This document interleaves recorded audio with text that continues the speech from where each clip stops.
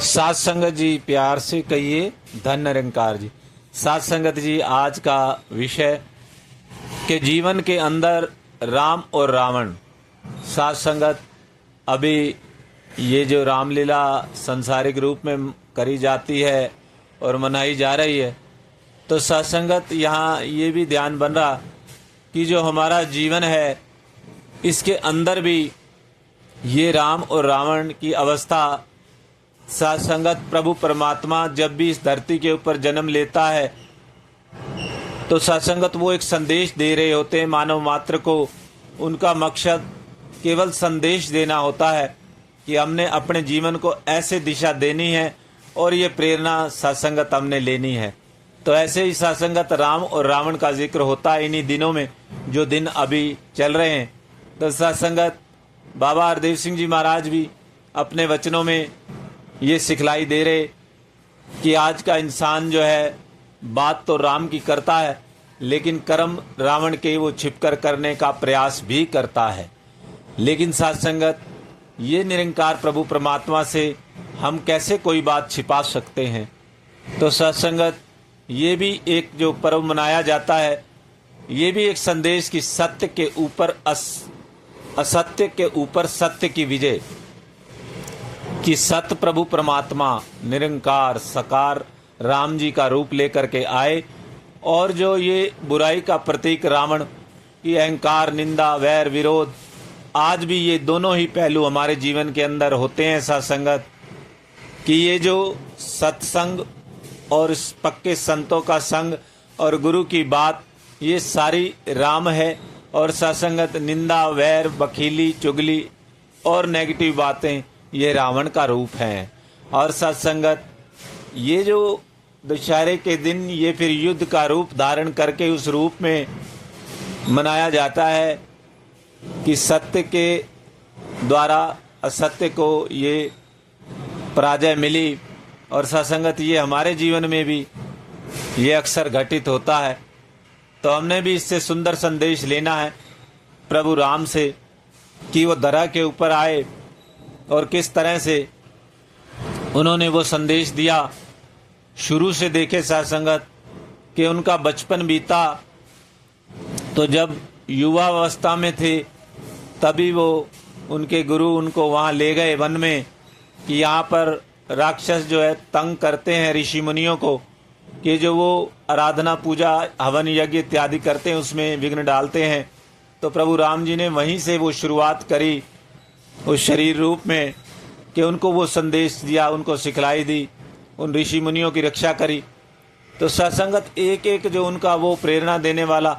फिर उसके बाद सत्संगत वो जब युवा हुए तो कैसे उन्होंने पिता की आज्ञा मान करके एक पिता के वचन के ऊपर वन को चले गए और वन में जा कर के भी किस तरह से मानव मात्र का कल्याण किया, अहिल्या का उद्धार हुआ।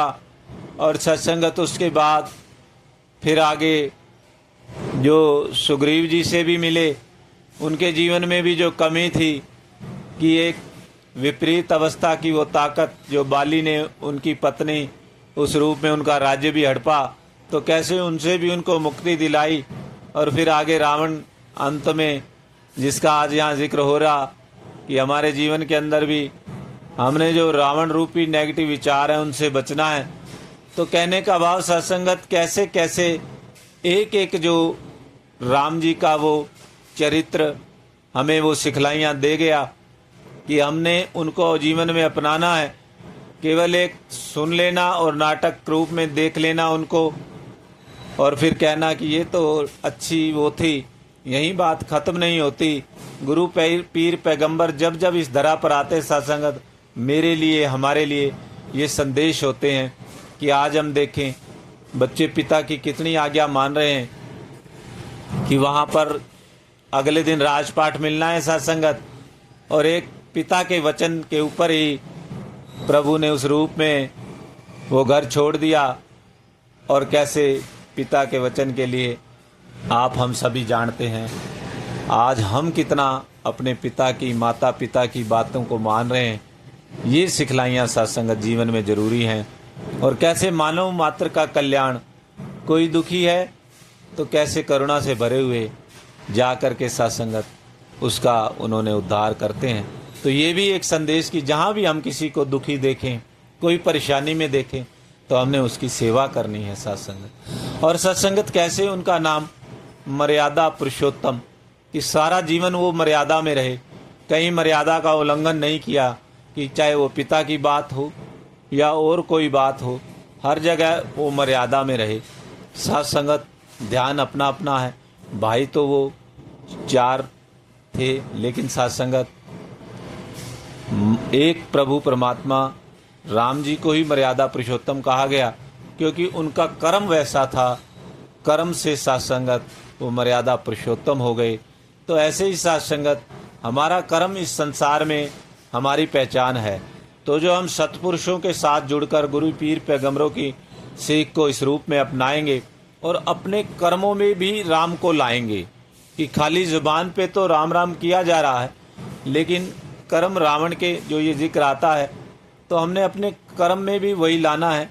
प्रभु राम वाली मर्यादा, प्रभु राम वाली वो आज्ञा, सतवचनी पिता की आज्ञा, बड़ों की आज्ञा को मान करके, गुरु की आज्ञा को मान करके, ये सारे संदेश हमारे जीवन को महकाने के लिए, कि वो इस रूप में भी वो पीरों पैगंबरों का शुरू से आज तक यही प्रयास रहा है कि युग सुंदर, सदियां सुंदर, आने वाला हर पल सुंदर, गर मानव जीवन हो सुंदर।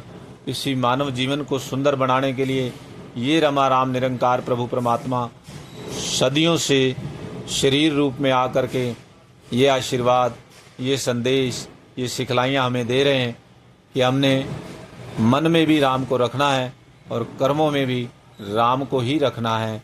प्यार से कहिए, धन्य निरंकार जी।